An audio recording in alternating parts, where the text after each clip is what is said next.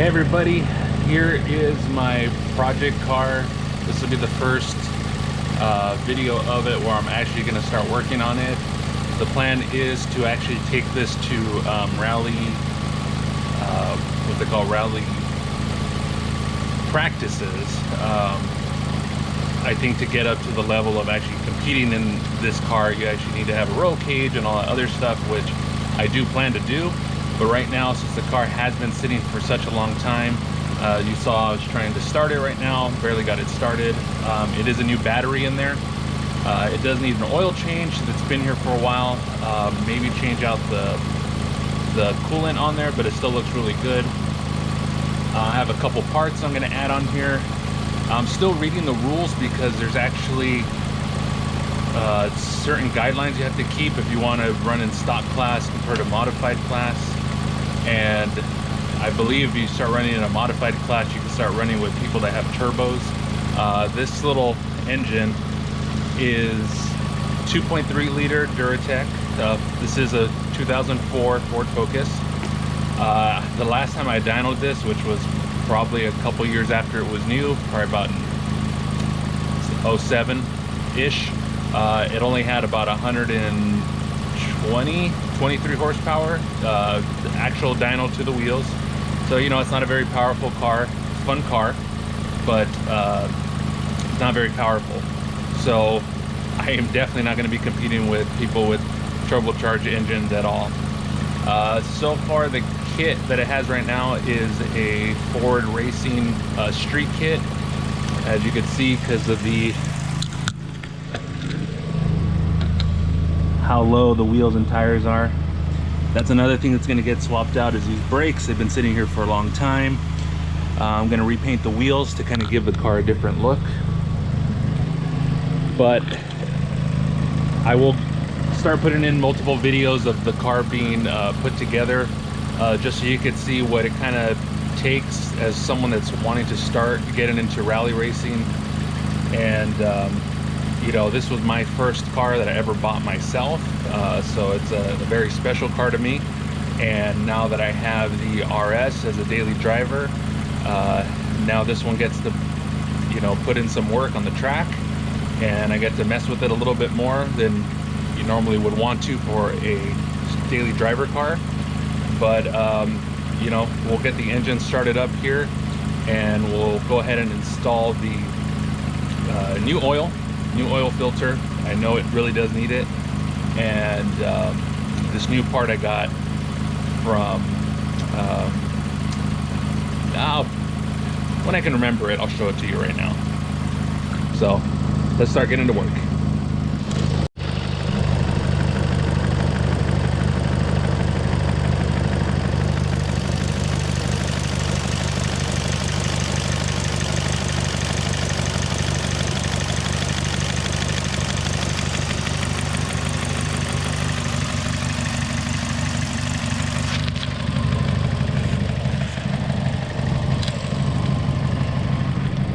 So when you're doing your inspection on the car, especially if it's been sitting for a long time, make sure there are no little guests hanging around in here.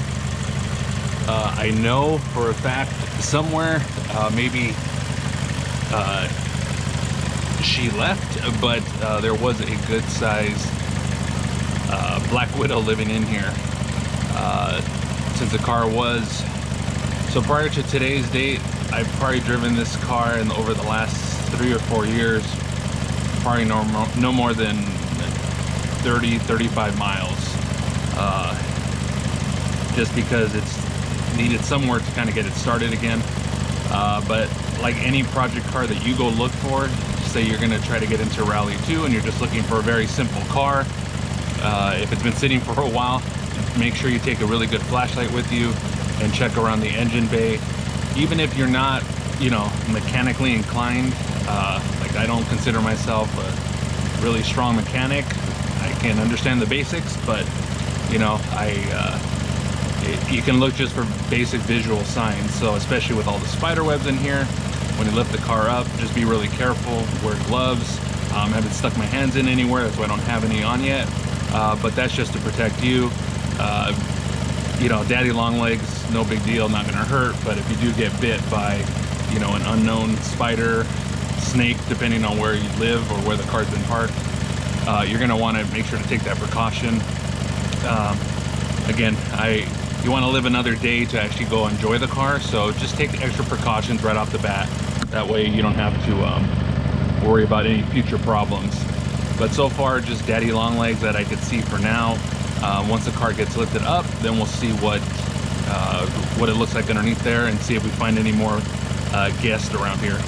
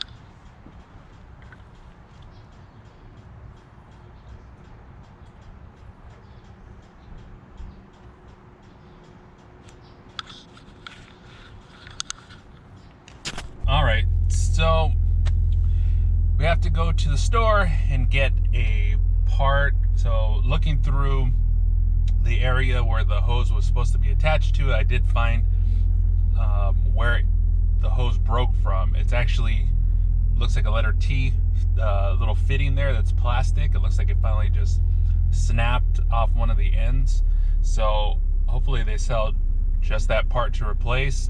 Since I was already stripping apart the front of the car anyways, it did make it a little bit easier.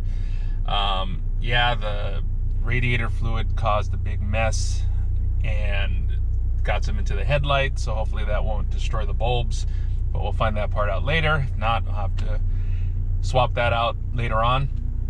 But so far, at least for the first round, you know, that wasn't my plan today to do that. But you know, hey, that's what happens when you have an older car. The car is roughly going to be about 15 years old, because I did get it brand new off the lot in 2004.